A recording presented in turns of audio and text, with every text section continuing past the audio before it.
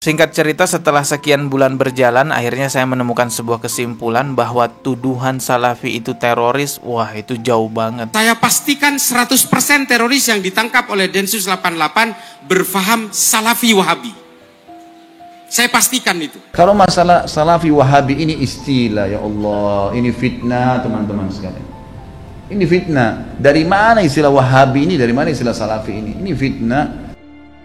Assalamualaikum warahmatullahi wabarakatuh. Terima kasih yang sudah ada di channel ini. Yang baru mampir silahkan klik tombol subscribe dan juga loncengnya sebagai notifikasi agar ketika saya mengupload video terbaru mendapatkan pemberitahuan. Teman-teman pasti udah pada tahu semuanya tentang pepatah yang mengatakan tidak kenal maka tidak sayang. Terkadang kita membenci suatu hal itu karena kita tidak tahu tentang hal itu, atau bahkan mungkin kita mendapatkan informasi yang salah mengenai hal tersebut sehingga kita benar-benar sangat membencinya. Bahkan Rasulullah Shallallahu Alaihi Wasallam yang begitu sangat mulia, dari dulu sampai sekarang ini ada orang kafir yang membencinya. Kenapa? Karena mereka tidak tahu tentang kemuliaan Rasulullah Shallallahu Alaihi Wasallam. Maka penting sekali teman-teman kita mengetahui hal tersebut lebih dalam terlebih dahulu sebelum kita memutuskan untuk mengingkarinya. Setelah kita mengetahui, oh seperti ini loh dia, itu baru kita putuskan kita mau mengingkari hal tersebut atau tidak. Dan kalau kita lihat fenomena yang terjadi sekarang, ada banyaknya orang-orang yang suka membubarkan pengajian, ya mungkin karena mereka tidak tahu tentang apa yang mereka bubarkan itu. Kalau saja mereka mengetahui ternyata yang mereka bubarkan itu adalah kebaikan,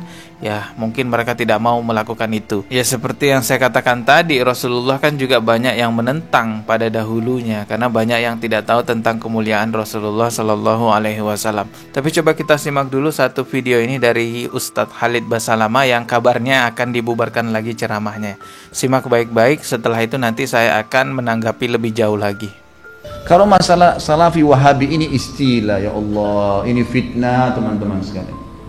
Ini fitnah. Dari mana istilah Wahabi ini? Dari mana istilah Salafi ini? Ini fitnah. Sebagian teman-teman kita yang berpegang pada sunnah Nabi SAW sering mengatakan kita kembali kepada pemahaman salaf. Pemahaman salaf maksudnya sahabat. Salaf itu orang terdahulu. Dikatakan pesantren salafiyah, pesantren yang dulu, tradisional gitu kan. Jadi itu pemahaman kembali kepada salaful ummah. Hanya itu. Begitu dikatakan kembali kepada salaf, sahabat, oh ini kelompok salafi namanya. Nisbatkan. Dari mana ini penisbatan ini gitu kan? Kemudian Wahabi. Apa Wahabi ini? Dari mana istilah ini? Ini keluar dari mulut orang-orang yang tidak bertanggung jawab. Kalau kita lihat cirinya orang Wahabi, yang dianggap Wahabi orangnya berjenggot, jalankan sunnah Nabi. Kalau sholat ke masjid, istrinya pakai tutup aurat. Di rumahnya jauh dari perbuatan dosa. Ini nih kelompok nih. Diolok-olok Wahabila. Saya pernah dimasukkan dalam grup gitu kan. Saya lihat semuanya disatuin, teman-teman dari semua ormas ada, termasuk nama saya masuk di situ. Banyak, mungkin ada 80 atau 100 orang ustadz, kiai dan seterusnya. Baru saya masuk di situ saya sudah baca. Ini banyak ustadz-ustadz Wahabi, dimain-mainin gitu, tulisannya pakai O. Wahabilah ini. Ini Wahabi ini suka tolak salawat, suka tolak zikir, suka tolak doa. Saya berpikir kalau saya mau tanggapin, ini 80 orang, 100 orang di situ. Kemudian akan habis waktu saya menyita di situ. Sudahlah, saya keluar, minta maaf, saya nggak ada urusannya di sini, saya keluar. Karena yang bilang orang-orang yang pernah belajar di Saudi teman-teman benci sama zikir itu siapa? Anda yang fitnah itu.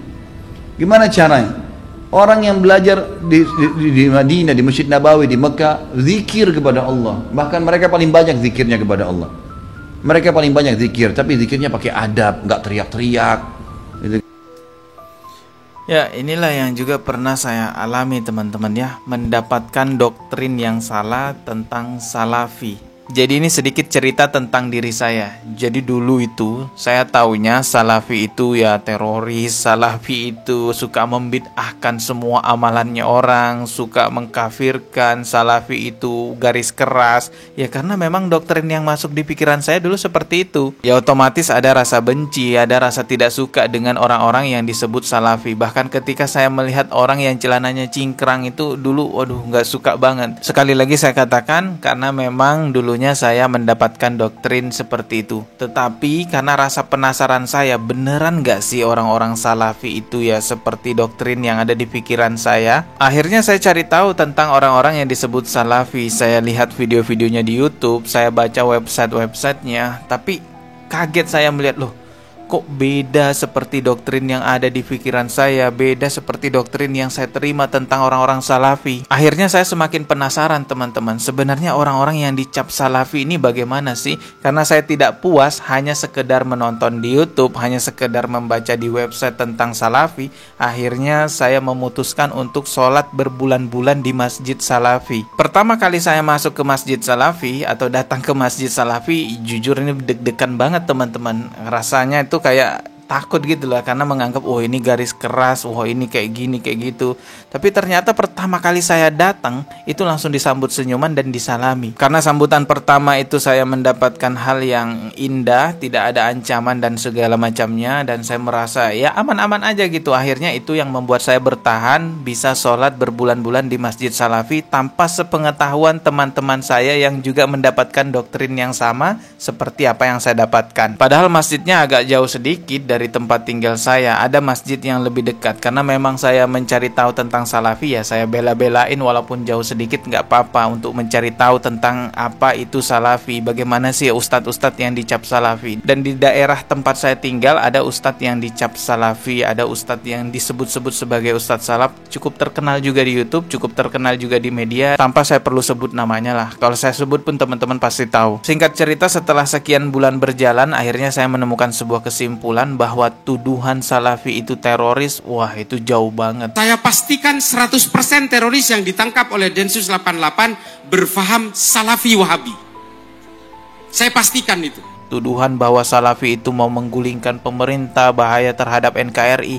Waduh, itu fitnah yang amat sangat keji dan sangat jauh sekali. Apalagi sampai ngomong presiden kita itu kafir, nauzubillah. Pak Jokowi kan orang Islam teman-teman ya. Ada juga yang mengatakan presiden itu Fir'aun, ada juga yang bilang gulingkan pemerintah. Alhamdulillah saya tidak menemukan itu pada ustadz-ustadz salafi. Pokoknya kalau tudingan bahaya untuk NKRI, bahaya untuk pemerintahan, meruntuhkan pemerintah, wah itu jauh sekali teman-teman. Selanjutnya tudingan mengenai suka membid'ah-bid'ahkan amalan orang. Nah, ini saya juga menemukan jawabannya. Pertama, masalah melarang orang ziarah kubur atau membid'ahkan orang berziarah kubur. Kan kita selalu mendengar tuh tudingan seperti itu yang disematkan kepada orang-orang salafi. Ternyata yang mereka bid'ahkan dan yang mereka larang bukan ziarah kuburnya, tetapi menuhankan kuburan, meminta-minta kepada kuburan, mengatakan bahwa kuburan ini bisa memberikan ini dan itu.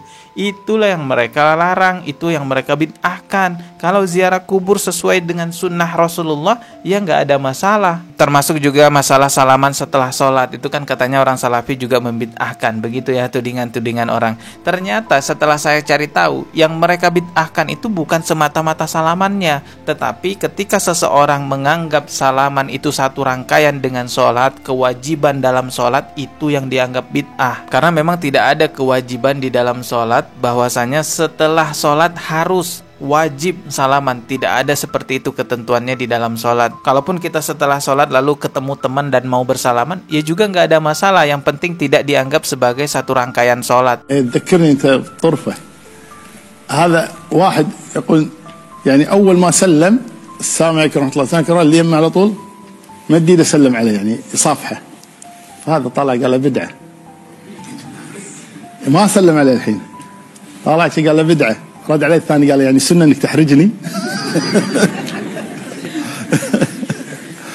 يعني اذا كان في سبب للسلام، يعني انسان ما شفته من زمان مثلا، او سأسأل عن شخص او كذا، ما في بأس ان شاء الله تعالى. واما ان تتخذ عادة كل ما سلم على طول صافح الذي بجانبي، هذا خلاف السنة، خلاف هدي النبي صلى الله عليه وسلم. كان هدي النبي صلى الله عليه وسلم إذا قضى صلاته اشتغل بالتسبيح، اشتغل بالتسبيح، أذكار ما بعد الصلاة، يشتغل بالأذكار ما بعد الصلاة حتى يتمها. هكذا كان هدي النبي، وما كان الصحابة يذهبون إليه يصافحونه ويصافحهم. هذا خلاف هدي النبي sallallahu alaihi wasallam. Banyak lagi tudingan-tudingan lainnya, termasuk salafi dikatakan tidak suka sholawat, tidak suka berzikir. Padahal sebenarnya mereka bukan tidak suka salawat, mereka bukan tidak suka berzikir. Yang mereka ingkari adalah zikir-zikir yang tidak beradab, zikir-zikir yang gak ada ketentuannya dari Rasulullah. Ya zikir kesurupan, zikir joget-joget.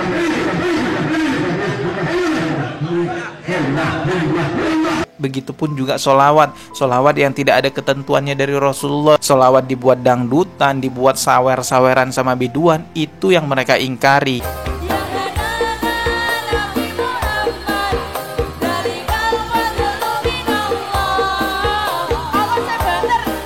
Maka mereka menolak melakukan ritual-ritual tersebut yang tidak ada contohnya dari Rasulullah Shallallahu Alaihi Wasallam. Ingat baik-baik, yang dimaksud di sini adalah ritual ibadah, bukan sarana prasarana. Kalau masalah sarana prasarana nggak ada masalah, ada tambah-tambahan seperti dalam sholat sekarang ada mikrofon, dulu nggak ada mikrofon, boleh saja. Sekarang orang sholat naik motor, naik mobil. Kalau dulu kan di zaman Rasulullah kendaraannya unta, sekarang kendaraannya mobil, motor, ya boleh-boleh saja. Itu kan urusan dunia yang membantu kita untuk lebih mudah menjalankan ibadah kita ya. Kalau urusan dunia, Rasulullah Shallallahu Alaihi Wasallam sudah bersabda, antum a'lamu bi umuri dunyakum, kalian lebih tahu urusan dunia kalian. Artinya kita bebas berkreasi urusan dunia selama tidak melanggar syariat. Tetapi khusus masalah ibadah, Rasulullah Shallallahu Alaihi Wasallam bersabda, man amila amalan laisa alaihi amruna fahuwa raddun. Barang siapa yang mengerjakan suatu amalan yang bukan dari Rasulullah, yang bukan berasal dari kami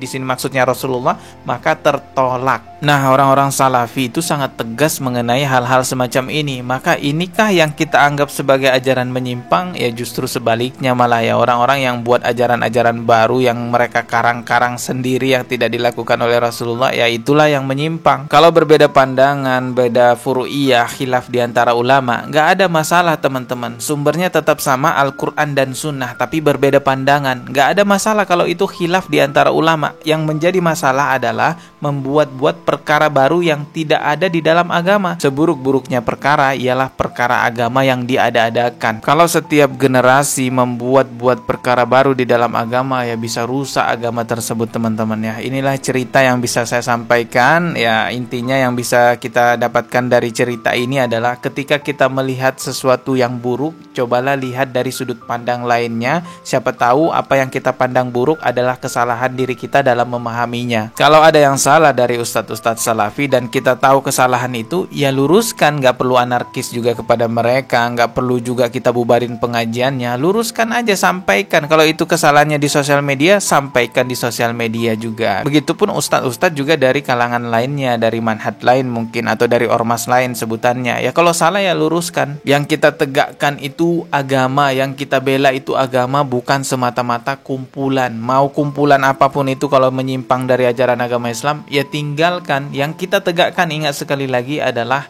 agama kita, yaitu agama Islam. Mohon maaf jikalau ada kata yang salah. Semoga cerita ini bermanfaat, bisa membuka wawasan teman-teman juga. Kita ketemu lagi di video berikutnya. Wassalamualaikum warahmatullahi wabarakatuh.